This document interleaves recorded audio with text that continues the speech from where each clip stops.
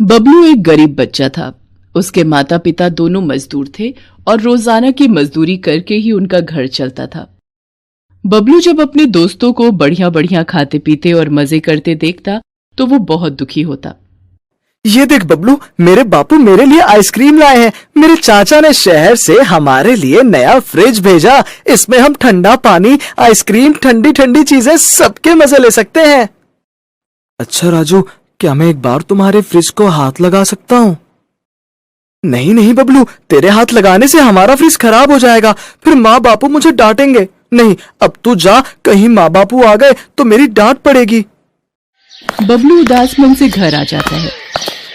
माँ बापू, मेरे सब दोस्तों के घर फ्रिज है, मुझे भी फ्रिज लेना है। बेटा, हम लोग बहुत गरीब हैं, हमारे पास तो गुजारे लायक ही पैसे हो पाते हैं। बबलू बेटा, तुम तो जानते हो तुम्हारी माँ और मैं मजदूरी करके बड़ी मुश्किल से पैसे जोड़ पाते हैं। फ्रिज तो बहुत महंगा आता है, वो खरीद कर देना हमारे लिए बहुत मुश्किल है। कहते कहते बबलू के माता पिता की आंखों में आंसू आ जाते हैं। माँ बापू, आप रो मत, मुझे फ्रिज नहीं चाहिए। बबलू ने अपने माता पिता को कह तो दिया, पर उसका ध्यान अभी भी फ्रिज की तरफ ही था। अगले दिन बबलू घर से दूर एक मैदान में अपने दोस्तों के साथ बैट बॉल खेल रहा था। तभी गेंद दूर बबलू के हाथ से दूर चली जाती है। अरे यार, गेंद तो उधर पुराने खंडहर में चली गई। बबलू, तूने ही गेंद फेंकी है, अब तू ही लेकर आएगा। पर उस खंडहर में तो जाना मना है। मेरी माँ कहती है वहां भूत और चुड़ैल रहते हैं। कुछ भी हो, गेंद तो बबलू को हिलानी पड़ेगी। ठीक है, मैं अंदर जाकर ले आऊंगा, तुम बाहर तो खड़े हो जाओगे ना? हाँ हाँ, चल, हम बाहर खड़े हैं, तू अंदर जाकर गेंद ले आ। बबलू घबराते हुए खंडहर के अंदर जाता है, पर तभी उसे किसी की आवाज आती है। वो रही गेंद, जल्दी से उठा लाता हूँ। मुझे बचाओ। अरे, ये आवाज कहाँ से आ रही है? अरे, ये तो कोई पुराना फ्रिज दिखाई मुझे पड़ता है, बचाओ। पर इसमें से किसी की आवाज आ रही है। कोई बचाओ मुझे बाहर निकालो, कोई मेरी मदद करो। बबलू जल्दी बाहर आ, नहीं तो हम चले जाएंगे। आ रहा हूँ, रुको। ये लोग चले जाएंगे। बबलू अपने दोस्तों के साथ घर वापस तो आ जाता है, पर उसका ध्यान अभी भी खंडहर में रखे फ्रिज की तरफ जा रहा था, जिसमें से आवाज आ रही। अगली सुबह वो अपने माँ बापू से बोला, माँ बापू, कल जब मैं अपने दोस्तों के साथ खेल रहा था। बबलू खंडहर वाली बात अपने माँ बापू को बताता है। सुनो जी, अगर बबलू की बात में जरा सी भी सच्चाई है तो हमें खंडहर में जाकर देखना चाहिए, क्या पता किसी की जान खतरे में हो। ठीक है भाग्यवान, अगर तुम कहती हो तो हम बबलू के साथ चलते हैं। चल बबलू बेटा। बबलू के माता पिता उसके साथ खंडहर में पहुंचते हैं। खंडहर में पहुंचकर वो देखते हैं वहां कोने में एक पुराना फ्रिज रखा है जो कि बाहर से बंद है। अचानक उन्हें भी वही आवाज फ्रिज में से सुनाई देने लगती है। कोई है, मुझे बचाओ, मैं यहाँ फंस गया हूँ, कोई मुझे बचाओ। अरे, आवाज तो सचमुच इस फ्रिज के अंदर से ही आ रही है, पर यह फ्रिज तो बाहर से बंद है। अब इसे खोलें कैसे? बापू, हम चाबी ढूंढते हैं, क्या पता इस फ्रिज में कोई चाबी लगी हुई हो तो यहां गिर गई हो। हाँ, हो सकता है, चलो ढूंढते हैं। बबलू और उसके माता पिता चाबी को ढूंढते हैं। अचानक बबलू की नजर कूड़े के ढेर में पड़ी एक जंग लगी चाबी पर जाती है। बापू देखो, एक चाबी यहाँ गिरी हुई है, लगता है ये इस फ्रिज की ही चाबी है। हाँ, लग तो यही रही है। रुको, तुम पीछे हो जाओ, मैं फ्रिज को खोलता हूँ।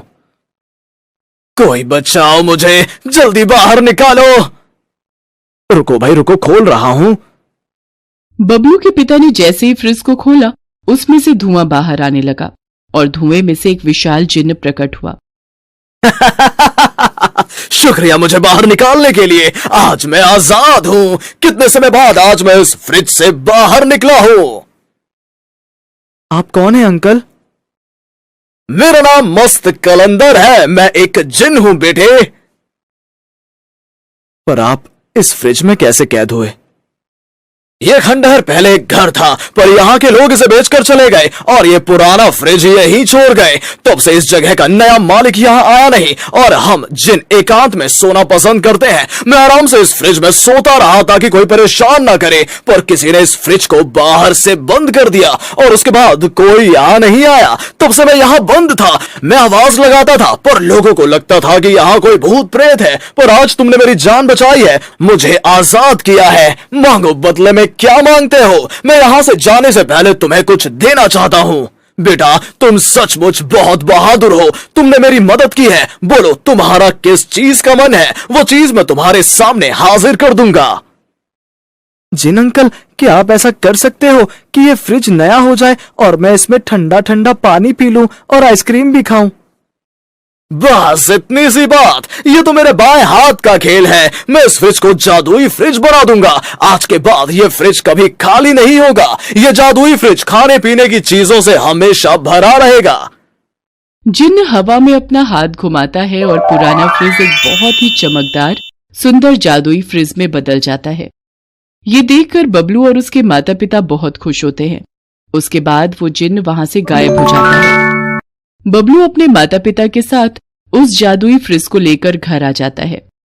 जादुई फ्रिज तरह तरह की खाने पीने की चीजों से भर जाता है।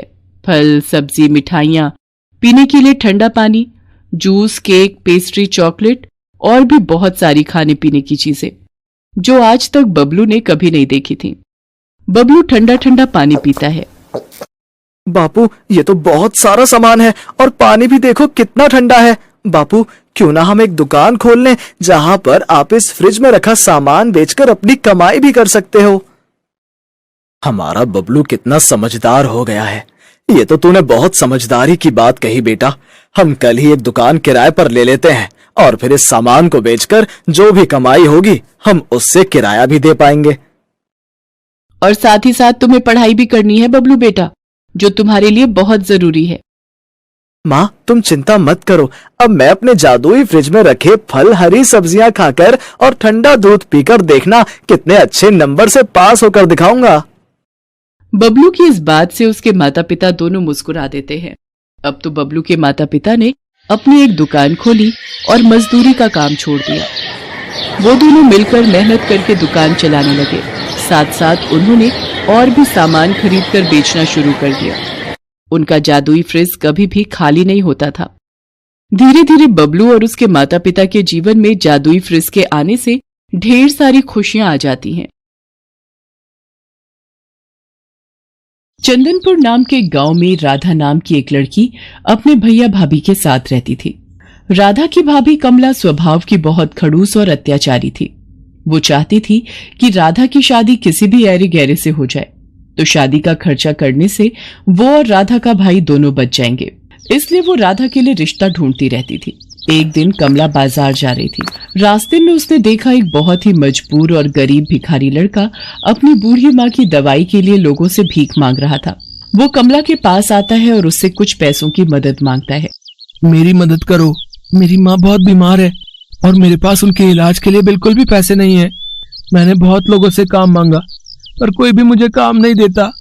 मेरी मदद कर दो, आपकी बहुत मेहरबानी होगी। ये भिखारी लड़का मेरे बहुत काम का है।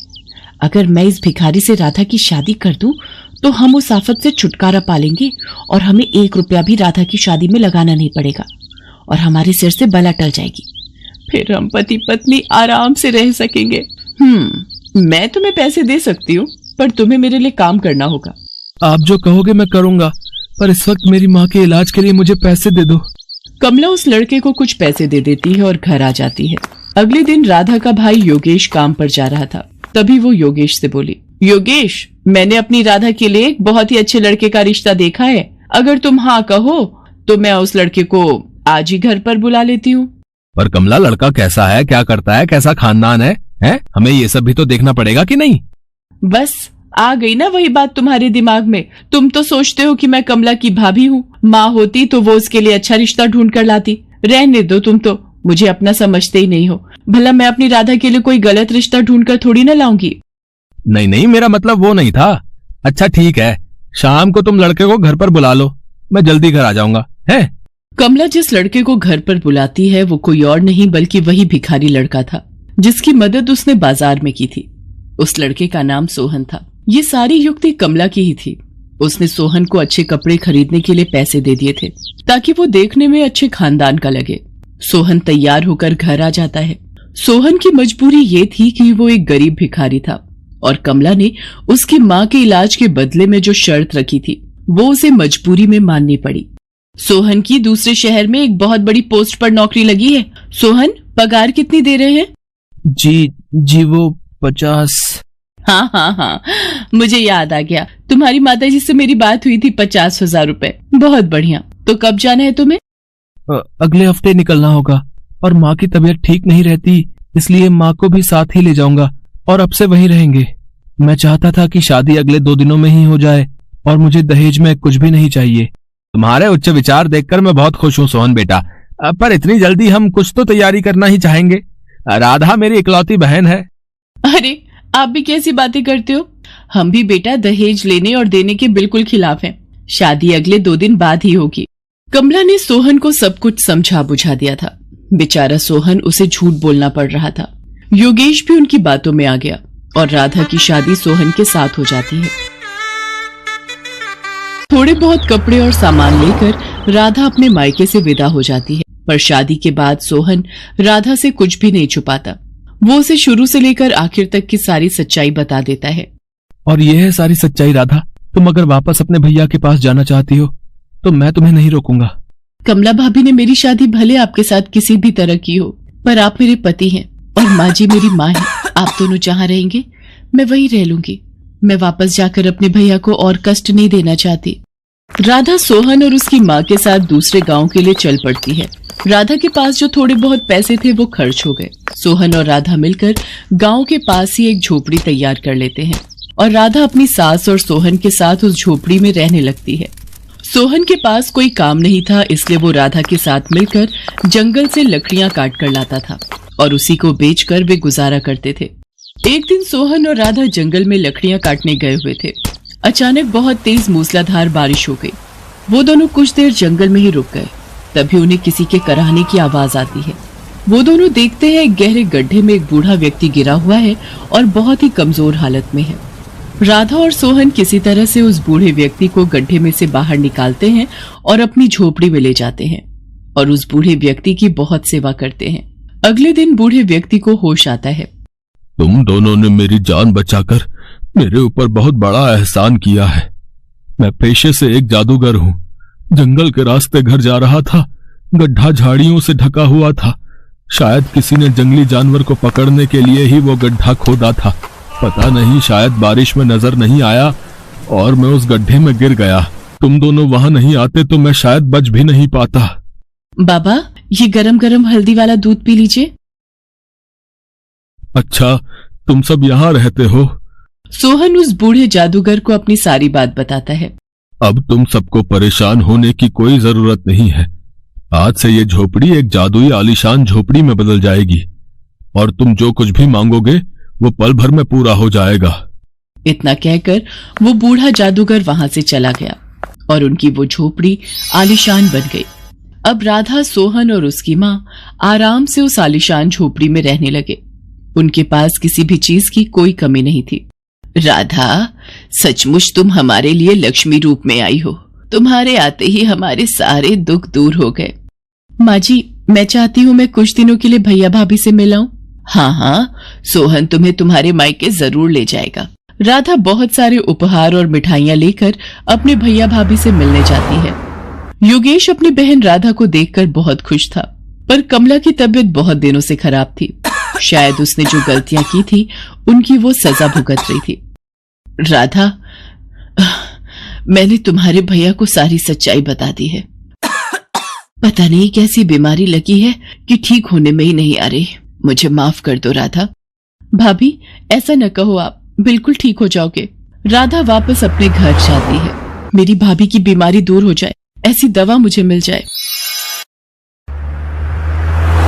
राधा वो दवाई अपनी भाभी को पिलाती है और उसकी भाभी बिल्कुल ठीक हो जाती है और राधा को गले लगा लेती है। उस दिन से राधा अपने परिवार के साथ खुशी खुशी जीवन बिताने लगती है। हेलो दोस्तों, कैसे हैं आप सब? हमारी कहानियाँ देखने के लिए हमारे चैनल को सब्सक्राइब कीजिए और हाँ, बेल आइकॉन पर क्लिक करना मत भूलिएगा।